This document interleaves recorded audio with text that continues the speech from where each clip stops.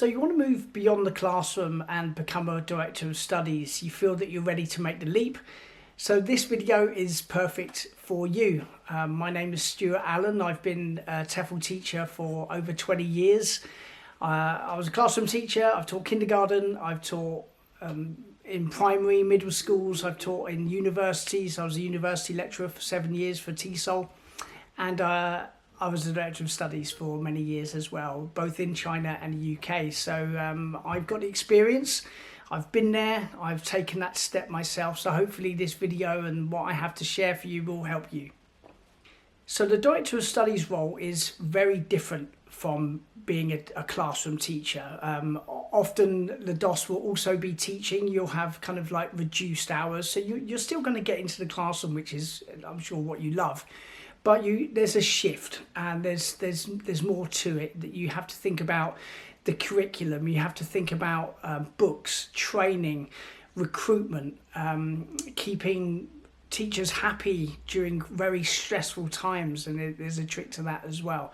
Working with other stakeholders, centre managers, investors, parents, customers. You might be working with the marketing team as well. So there's more to it than just being a TEFL teacher in the classroom. And importantly, there's you need to have a mindset shift from being a teacher to now becoming an academic manager to being a director of studies. So you have to change how you think. So before becoming a director of studies, you're going to need the experience yourself, because you're going to have newer, less experienced teachers asking you for advice. So you kind of need to have been there and got the t-shirt already when it comes to classroom. You need to be confident in your own classroom management ability, how to set out tasks so that they're engaging and relevant for your students. And you need to have a really good grasp of lesson planning, objectives, short-term objectives, long-term objectives for your students. Assessment, you need to be able to understand formative and summative assessment, and why they're both important for both your teacher and for teachers and for your students as well. So get the experience in. If you've only been teaching for about a year, it might be a bit too soon for you. Just get as much experience as you can, and try also, may not always be possible, try to get a range of levels. So you've taught elementary, you've taught intermediate, you've taught advanced.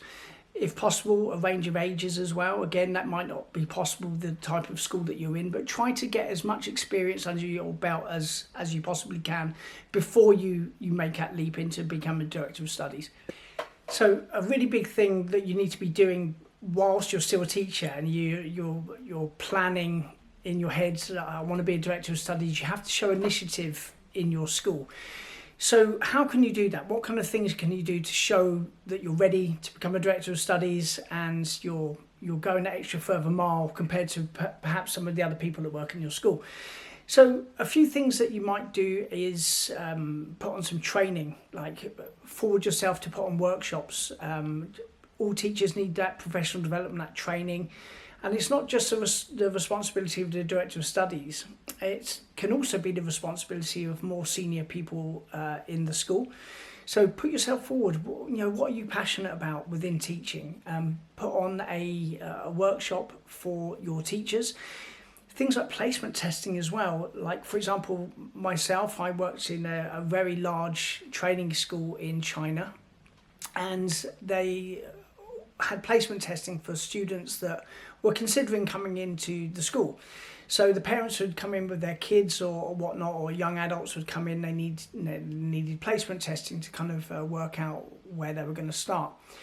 And it's time consuming, and it kind of took teachers away from lesson planning, and they're busy enough as it is. So a lot of the teachers, they kind of hid whenever a member of staff came in, we need someone to do the placement test. A lot of teachers would kind of hide, not me, I'm really busy right now. But what I did, I always put myself forward for placement testing. So I would do the placement test, write in really good details about how that they did, and I would give feedback to the parents. So that was really important. I think that was one of the reasons why I got promoted as well, because I was always happy to do the placement testing, and I was always happy to give feedback to essentially the customers about how they did or how their child did, and that was really important to the school, and it set a really good impression about my professionalism, my dedication to the school and the business and how it worked as well. It's really important.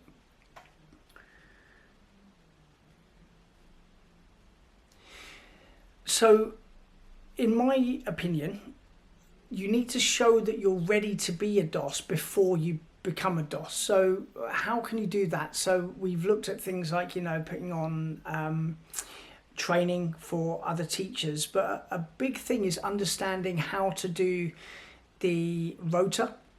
Sit in with your director of studies. How's it done? What kind of things do you need to think about? Classroom sizes, number of students coming in, the number of textbooks that you have. All of these things play a role in where students might potentially be placed. You can't always place a student exactly where they are, because that class might be full. You might need to move kids out, or move students out, move students up, move students down, whatever.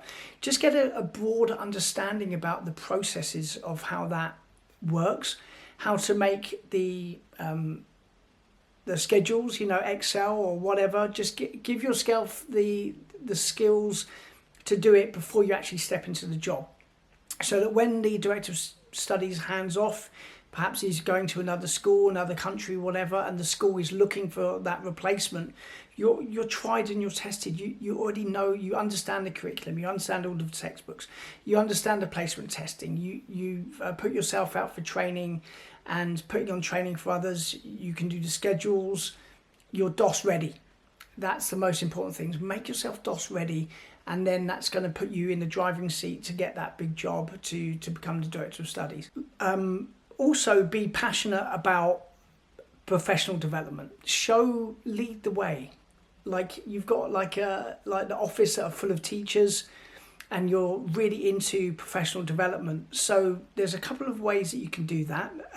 Observations, be observing other teachers to improve your own skills, and also try to spot things that perhaps they could have improved on. And then just informally, you can have feedback with your colleague. Get used to giving feedback. Have teachers watch you as well, so that will help your own teaching, and just be really passionate about professional development. And there's a ton of courses out there. We've got a free TEFL. We've got two. So we've got a free 50-hour TEFL course just for professional development, and the link is below in the description. And of course, we've got our full 180-hour high certificate of TESOL, which is a fully accredited program, and I'll put the link in the description as well. But there's tons of other short courses, micro courses that you can be doing to update your skills all of the time, and just show that you're really dedicated to developing yourself and improving the team. Being a director of studies takes a lot of patience. You have to wear a lot of different hats. You have to be a teacher, you have to be a mentor, look after potentially new teachers coming in. Oh, that's another thing I forgot as well. When new teachers come in, act as a mentor for them before you become the director of studies. Really be that kind of old head in the school. Make them feel welcome, make them feel part of the team almost straight away. Really take these responsibilities on without kind of being asked, and all of that helps. But like I say, the director of studies role, you're going to be wearing lots of hats. You're a teacher, you're a mentor, you're a manager. Sometimes you might have to speak to a member of staff if they need improvement, but also guiding them, and show that experience and that patience and that willingness to help them, and to really be passionate to drive the school forward. Be speaking to your students, getting to know them on a more of a personal level, and just really seeing the school beyond the classroom as actually being a place of learning, and it's a business essentially. So be part of that, be understanding of that, and try to help that entire process, and be a really well-rounded potential Director of Studies, and then once you've got all of those skills and that understanding under your belt, then you can move in and become the Director of Studies. And I know that it's in you. If you're watching this video, you're thinking about it, you're probably ready already. But just keep going, keep the training up, put on the workshops, be passionate, and before you know it, you'll be sitting in the top seat as Director of Studies. Right, a quick one. Please do subscribe to the channel. You know, I'm really looking to hit 6,000, hopefully by the end of the summer. So you can help me to do that. Click subscribe, all of that kind of blurb that you get, but it really does help the channel.